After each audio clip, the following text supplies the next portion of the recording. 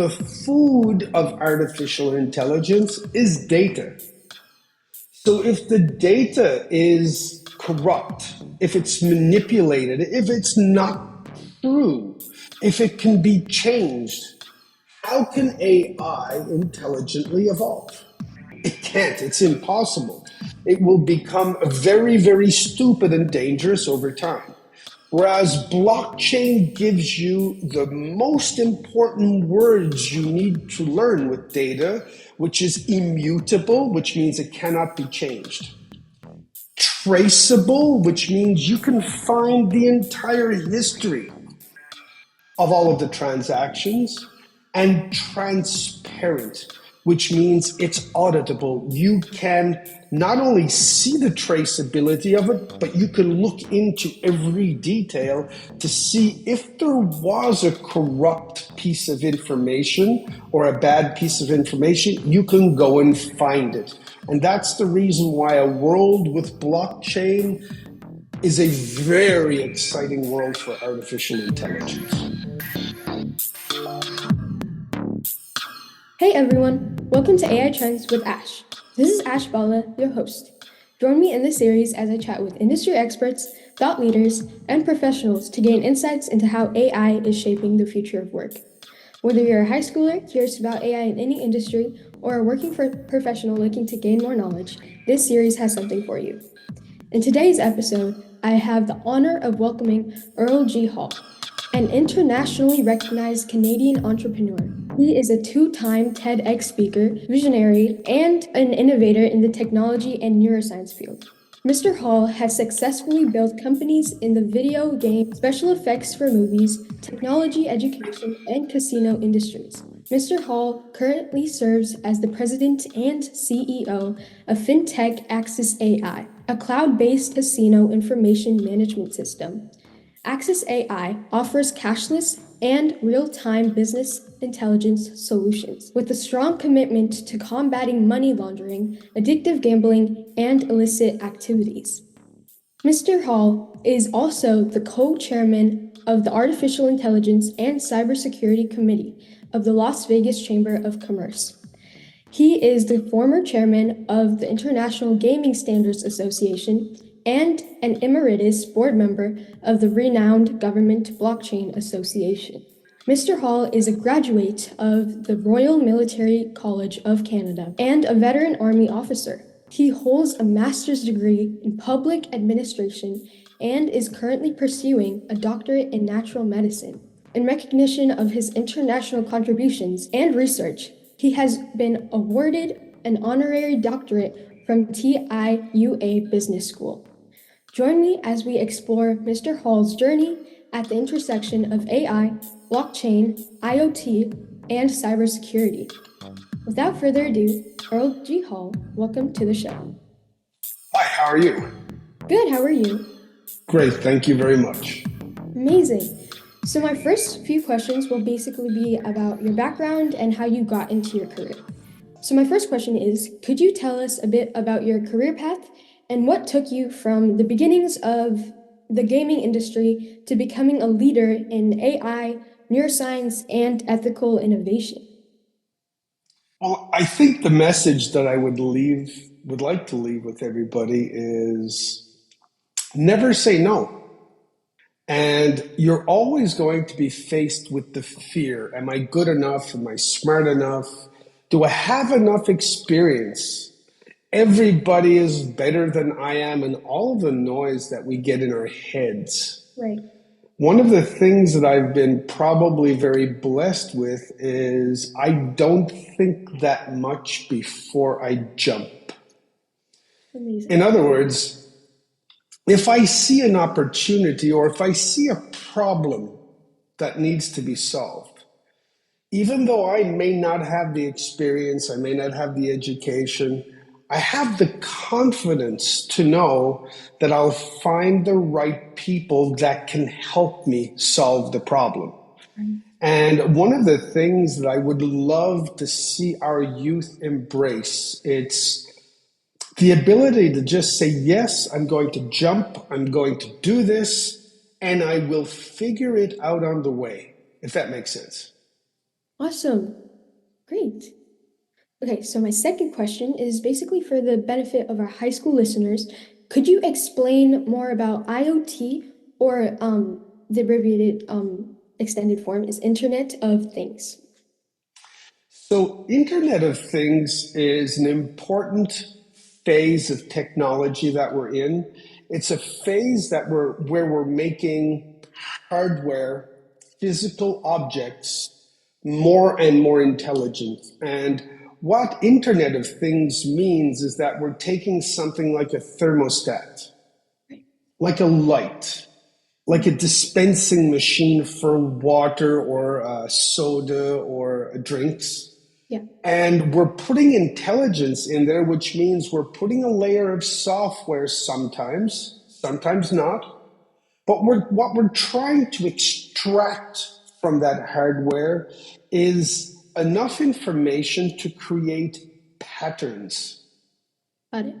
And I'll give you an example. If I had an alarm system in my home that knew what room I was in, and knew what room nobody was in because there'd be movement detectors. Yeah. And I have thermostats and I have lights. Well, by gathering all of that hardware information of what temperature it is, are the lights on or off, things like that. When I move to a different room, an intelligent system, in other words, an Internet of Things system, would say, Earle has moved to a different room. Why are the lights on? Why is the temperature so ideal? Why don't we adjust them to save electricity? Right. So what internet does is it plugs into all kinds of crazy things: stoves, refrigerators, dishwashers, cars, if you can believe it. Wow. All of these things to try to find patterns. The most important word you could learn in IoT is to say IoT wants to generate a pattern or a trend. Because when you have a pattern or a trend, then you can start to think. And thinking is all about looking for more efficiency and more performance, if that makes sense. Yeah, that makes complete sense. Thank you for that broken up definition. Okay, so as a follow-up, could you explain challenges unique to the IoT space that you have come in contact with? I live them every day. So the thing is in the IoT space, we're still in the 1960s of technology. Well, So the thing is I want to keep this like very home based so you can see these things in your home instead of having to go to a specialized lab or technology. But if you have a thermostat in your house that you paid for that has Wi-Fi connectivity, you have to set it up individually. If you have an intelligent light switch, you have to set it up individually. I have a lot of IoT in my personal life. But the nightmare of maintaining each individual connection with a network, configuring it individually, and if I want to change a password, I have to go through everything again. right. So the challenge that we have with IoT right now is the fact that it's not running on general recognized platforms, Mm, which means the amount of work to maintain IoT devices, it's crazy. If you have two thermostats in two different rooms in your house and you want them to change their passwords, it's not as easy as if you're changing your password on your entire Wi-Fi network.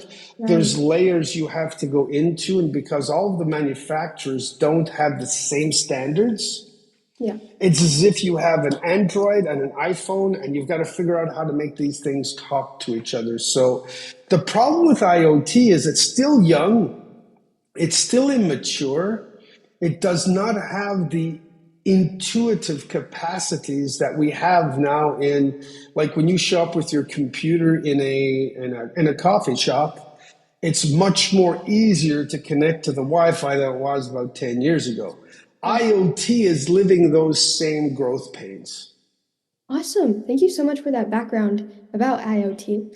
So my next question is delving more into what you do. So as the head of FinTech's Axis AI, how do you envision AI transforming the future of gaming and amusement?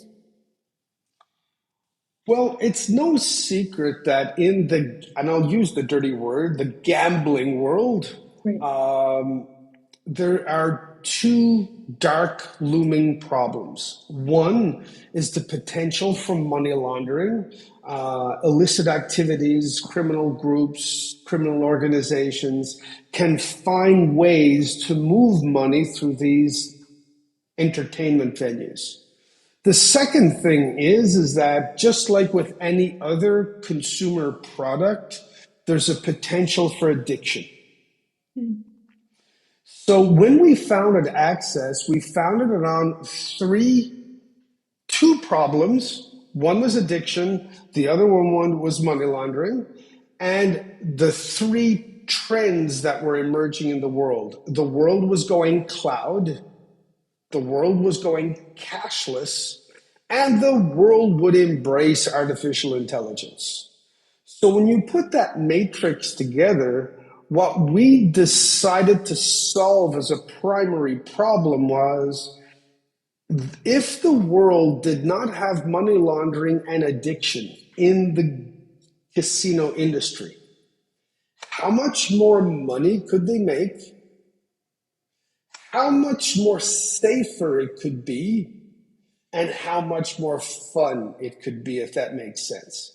So when you take those two irritants away, you can create a very smart, fun, cashless world for consumers to go and play games just as if we were playing a video game at home. Right. Awesome. So delving more into the consumer based in your company, what opportunities might this create for young tech enthusiasts, both from consumer and career perspectives? The only answer I can give is endless. We've turned a very important a corner over the last year. And Right. when I say year, because artificial intelligence has been around since 1957. Nothing new. The mathematics has been around for 4,000 years. But what's changed is in March of 2023 when we started to see consumer apps available like ChatGPT to ask questions, and the answers that were coming back were relatively intelligent. Why? It's because we were able to have access to more and more data. Okay. And what that brings out for our youth is that whatever you want to do, whether it's a painter, whether it's a lawyer, whether it's a doctor, you have to have a technology and a data focus as your underlying foundation. It's like if you told me that when you were older, you wanted to be an airline pilot. Great. But you need to learn how to read and how to write to make it there. Yes. Well, for everybody that could be listening to this, you have to learn about data. And it doesn't matter what you learn, it's all important. Right. But you might want to take a business analytics course. You might to take a data science course. You you would want to take a data labeling course. Data labeling is probably going to be one of the most important things in the next 3 to 5 years. Absolutely. So whatever our youth is up to today, I'm excited for them, of course. But make sure the word data is incorporated inside of it because artificial intelligence will evolve very, very rapidly. What will not evolve is the data. And that's where all of the opportunities lie. I completely agree. I think it's really important that you brought up trying to be one with the trends and keeping up with them, since, like you said, AI is and data especially AI is rapidly growing, so you should definitely be on that as well. Great. So my next question is, so it's really cool that you are involved in policymaking, especially in AI and cybersecurity. According to a recent article and survey, 80 by Meritalk, 86% of cybersecurity decision makers feel human AI collaboration will become essential in cyber defense. However, only 1 in 5 fully trust AI to automate cybersecurity decisions. What areas in cybersecurity are you seeing the highest AI adoption and why? You will always see the highest adoption of any emerging technology in the most advanced scientists. Okay. So wherever science is on the cutting edge, whether it be health, whether it be security, any type of advanced research, you're going to see AI be there first. Why? Because they've been looking at it and they've been accepting it for years and years as it emerged. So your cyber defense point, AI has been a part of cyber defense for many years.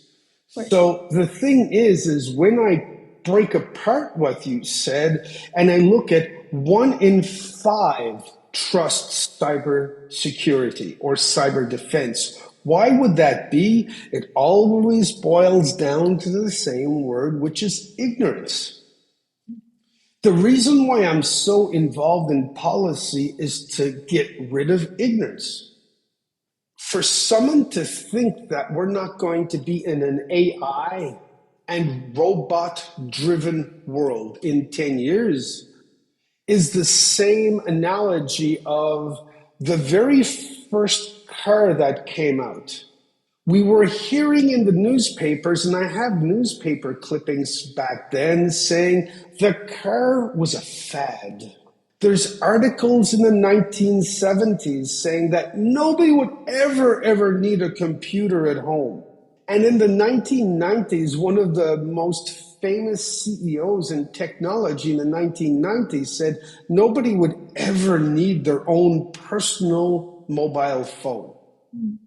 These things are all born out of ignorance. So where our youth today can really make a quantum leap is by getting involved in learning how data works, how it's stored, how it's retrieved, how you ask questions to things like Amazon.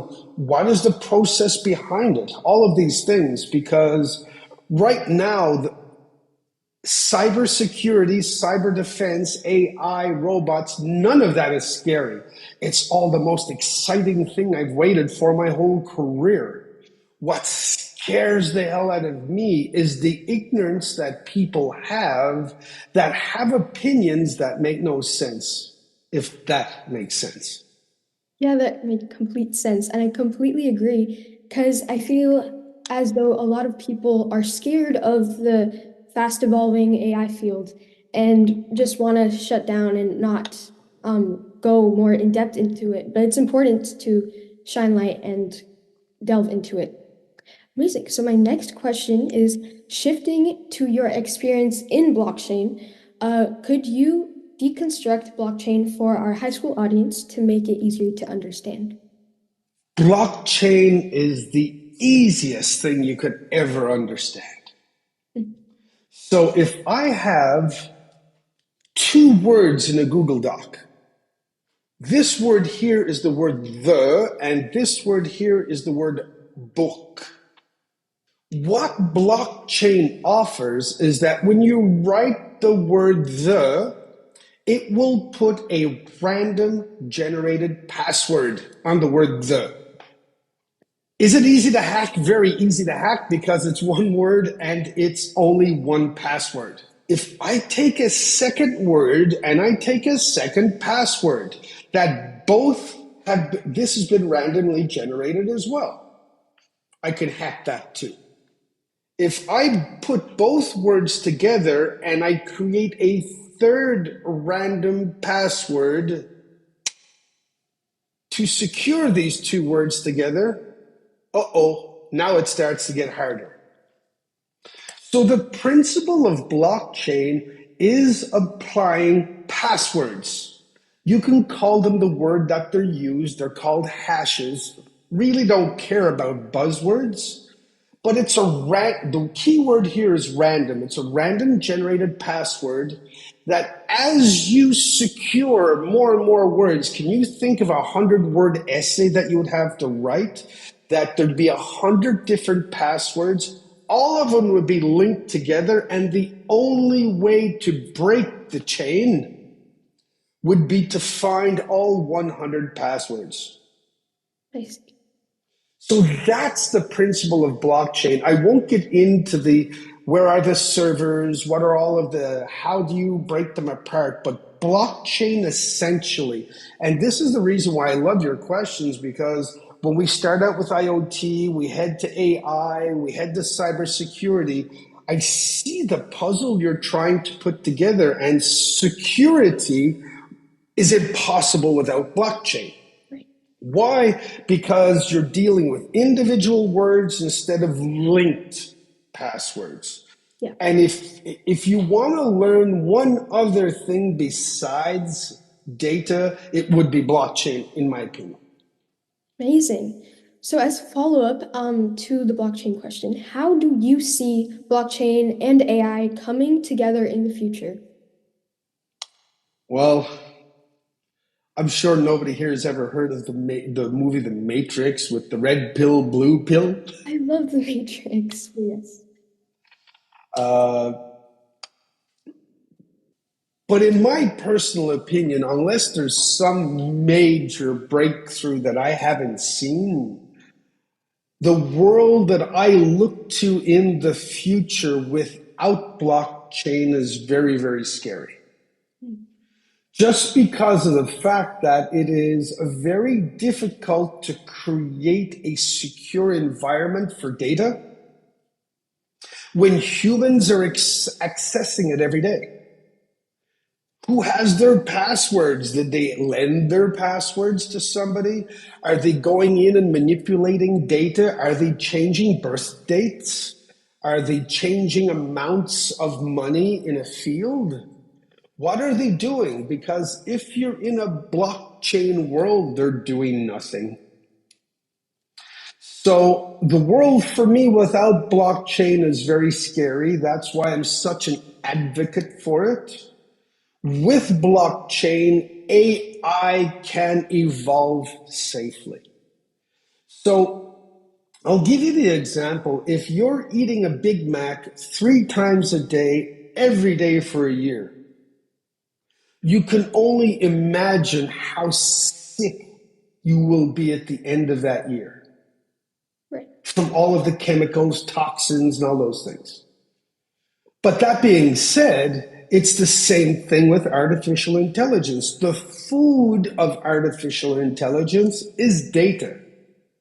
So if the data is corrupt, if it's manipulated, if it's not true, if it can be changed, how can AI intelligently evolve? It can't. It's impossible. It will become very, very stupid and dangerous over time. Whereas blockchain gives you the most important words you need to learn with data, which is immutable, which means it cannot be changed.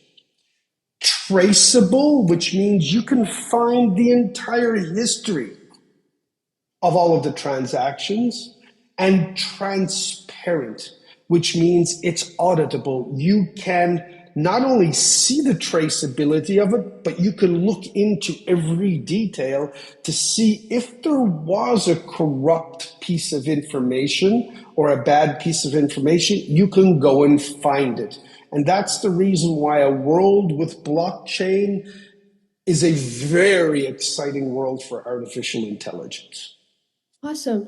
So as like a little follow-up question to that, since blockchain is fairly recent or in the near past, only like 30% of people use blockchain. The other people use database. So what would you tell people to, convert from database to blockchain and what the benefits are?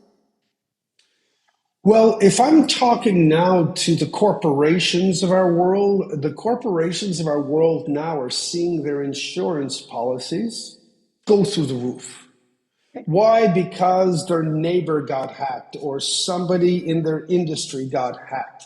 Insurance companies love to charge you stupid amounts of money in case something ever happens in the future. Yeah. And now that hacking is accelerating, insurance policies are skyrocketing. So the very first reason why you should be using some form of blockchain is to be able to prove to your insurance company that you're protecting yourself more than the average. It's kind of like if you're a safe driver and you have your app on and your insurance company sees that you stop at stoplights, you don't speed, and your amount of money for insurance comes down. So insurance policies are number one. Number two, a business can disappear overnight if it's hacked. Wow. I was talking to somebody last week that was really, really worried about their database. And they were saying, you know, Earle, if we ever get hacked, I'm going to have to close down the company because we would never be able to play the lawsuit. Wow. I went, wow, I'd never thought of that. Yeah. So the risk to organizations, the risk to shareholders, the risk to employees, outside of a blockchain world, it's very scary. Awesome. So my next question is, what are some emerging career opportunities at the intersection of AI and blockchain? For me, I would always go back to the data. Even though I could name 100 different jobs, the first thing that I like to tell anybody that's young enough in their mind to listen to me is you have to do what your heart tells you to do. And you may change careers like I did 4 times. But as long as you're following your heart, you'll live a great life. So if you're following your heart, the only thing that I would ask you is to do classes on data because they will teach you blockchain. They will teach you data security. They will teach you how to organize data. Like if you look at most people's garages, let's say you walk around your neighborhood and all of the neighbors have their garage door open.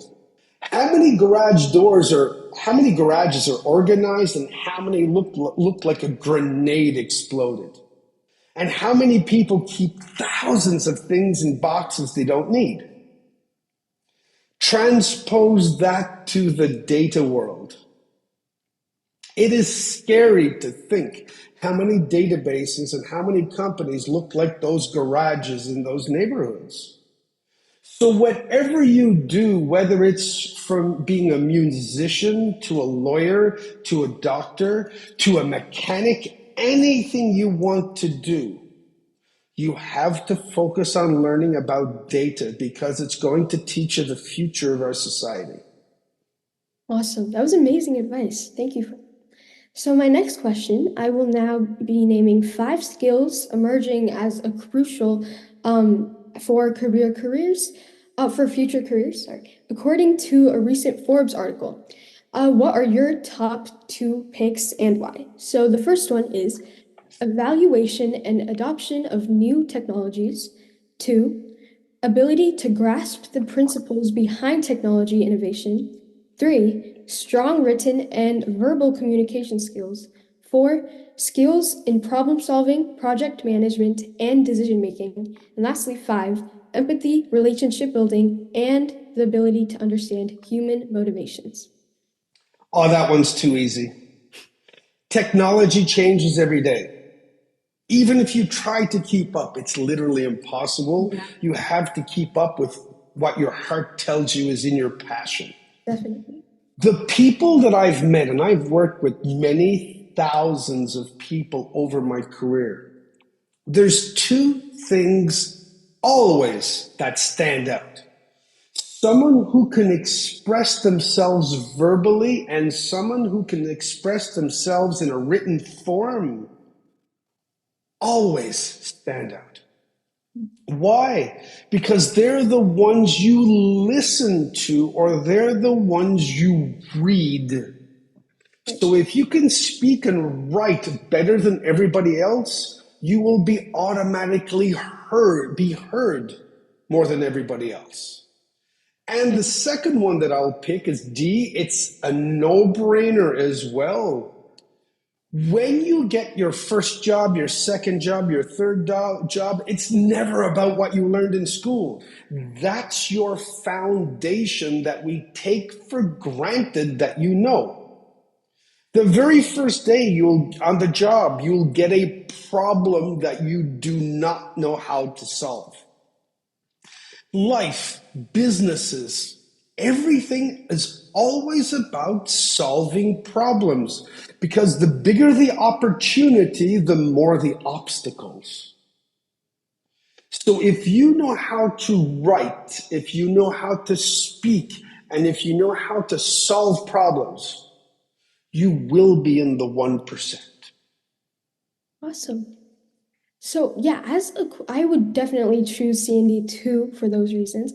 For D, for the skills in problem solving, do you yourself have an example that you can share with us where you problem solved in a dire situation that needed help? That's what I do 12, 15 hours a day. So Okay. Anything that comes to mind fast? I'd rather give you the formula instead. Yeah, So awesome. the saddest thing I find is that there is a correlation between your age and your lack of self-confidence.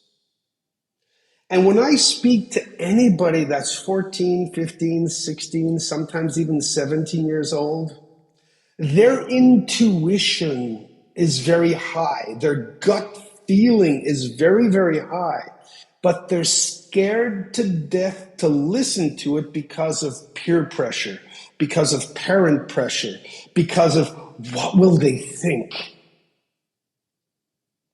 So I could give you a problem that I just solved because I couldn't figure out a formula in Excel. And I absolutely needed this answer. So I'm on ChatGPT. I explained my problem. I explained what I needed to solve. It came back and gave me the formula. I copy pasted. And 2 minutes later, I looked like I knew I was doing, and I still have no clue. That's not important. Right. What's important is the younger you learn to listen to your gut and your intuition.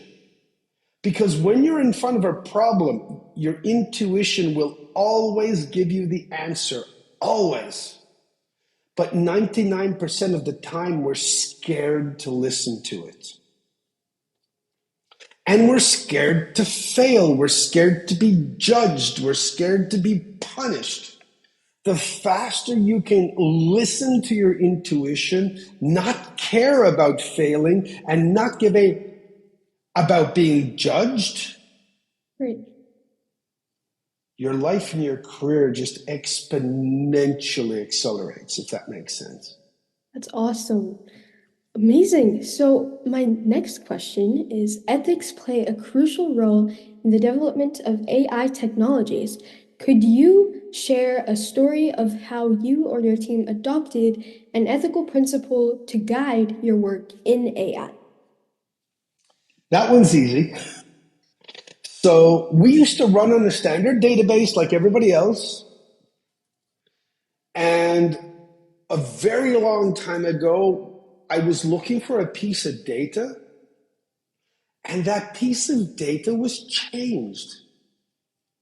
So I gathered everybody in a room. I go, this piece of information, because I have a scary, cool memory. I said, this piece of information last year said this, and now it says that. And somebody on my team said, yeah, we thought the data should say this instead of what it used to say.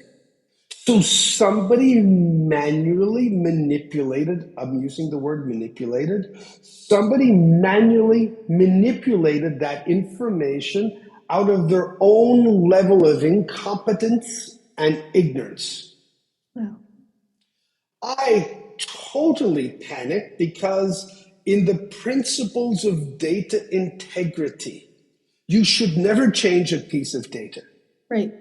You should create a new piece of data and explain that the old piece of data was wrong and put annotation or notes.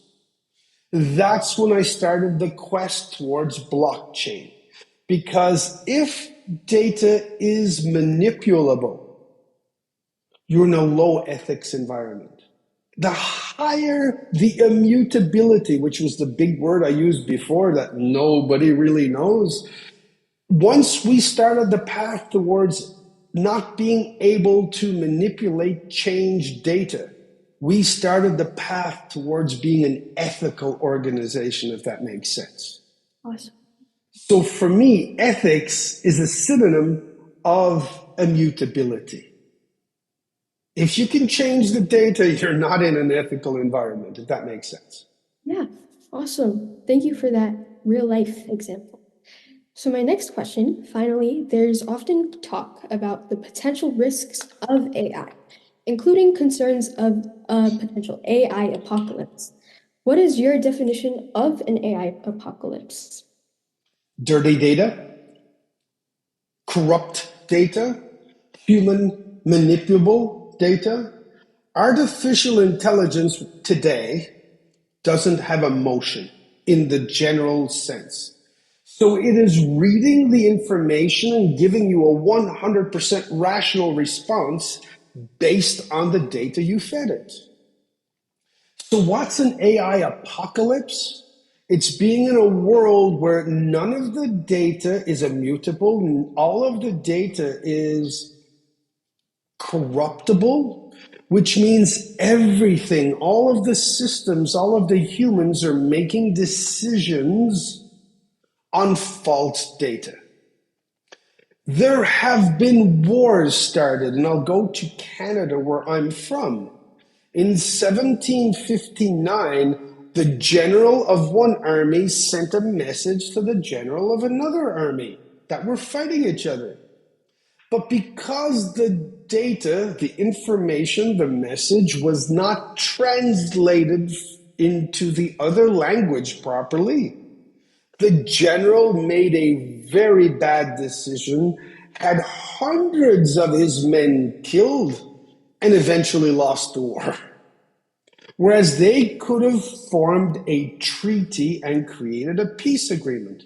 But because the translation, the data, was corrupt, a lot of good people died and a war could have been stopped.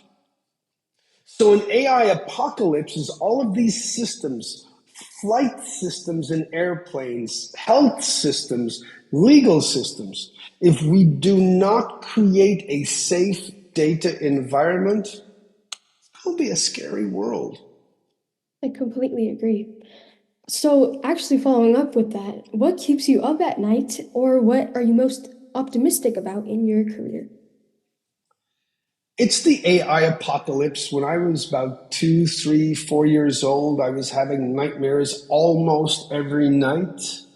And I didn't understand what those nightmares are about. And now that I'm of the age where I'm looking back at my career and looking forward at some really cool parts of my career coming, what scares me to death is always ignorance. We have politicians, we have CEOs, we have families all making decisions out of ignorance. We are in an AI world now. It's not coming in 10 years, it's here. Awesome. We have self-driving cars. We have all kinds of crazy things. We have airplanes landing themselves where the pilots are not allowed to touch the stick. So what keeps me up at night is ignorance, because I'm scared to death of people giving opinions with no data. And social media is absolutely the fuel of ignorance. I had somebody last week who theoretically is a very educated human quoting news from Facebook. And because I knew the person well enough, I said, "Are you stupid enough to quote Facebook? Facebook is the only place where there is no truth. It's only opinion." So that's really what keeps me up at night is ignorance. And that's why I make sure that there's a large percentage of who I am dedicated to education. Because if we're not out there educating, we're fueling the ignorance. Awesome. And then more on the bright side, what are you most optimistic about?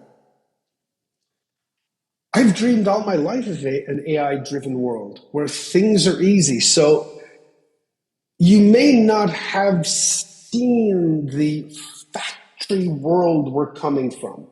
So we had something in the early 1900s called the Industrial Revolution, where we took humans out of the fields and we put them in factories to make clothes, to make hammers, to make wood, to make everything. The human brain is not designed to repeat things. If you've ever learned your math tables, like 1 times 2, 1 times 3, I thought my brain was going to explode trying to do these repetitious, stupid things. Right. The human was built to, we're the only creative creature on our planet. We're here to think. We're here to dream. We're here to innovate, and we're here to bring new things every day. And why I'm so excited is because between artificial intelligence and robots, a lot of the repetition will be pushed out to non-organic beings, and it will leave more and more room for humans to be creative, to build things we would have never thought of because we were all doing repetitious things. It's like you ask anybody that has a long weekend off, that goes out and takes long walks, goes into nature, when they come back from that time off, they're more creative than they've ever been. Can you imagine living in a state of creativity? It would be a divine privilege. Awesome. We'll leave off there. Perfect. That brings us to the conclusion of today's enlightening conversation with our esteemed guest, Earle G. Hall. From his beginnings at the gaming industry to his pivotal role at fintech's Axis AI, Mr. Hall shared his insights on the transformative power of AI in a variety of fields, including gaming, blockchain, IoT, and more. We explored crucial skills for future careers, the ethical considerations of AI development, and the potential risks and opportunities like that are on the horizon. As we navigate the complexities of technological advancements, one thing remains clear: the importance of being flexible, critical thinking, and ethical decision making. Before we sign off, Mr. Hall, did you have any final thoughts for our audience or extra advice for our high school community? Yeah, you folks are entering into a very beautiful world. The only thing that worries me is the amount of pressure that's put on you by social media. And I'll tell you, 8 years ago, I made some important decisions in my life, and other decisions I made 4 years ago. And I removed television and I removed social media from my life. Awesome. It was a very lonely transition. But once I got used to being with me instead of others deciding who I was, my life became pretty awesome. And I really hope that you can find a way to push out the pressure, the opinion, and the judgment and the influence of others so that you can be the most important person that this world needs. And that's you. Thank you. So that was so inspiring. So thank you so much, Mr. Hall, for joining me today. It's been an absolute pleasure and honor having you on the show. With that, we wrap up this episode with Earle G. Hall, a seasoned visionary at the intersection of AI, gaming, blockchain, and IoT. I will see you all in my next episode. Until then, stay curious. Bye.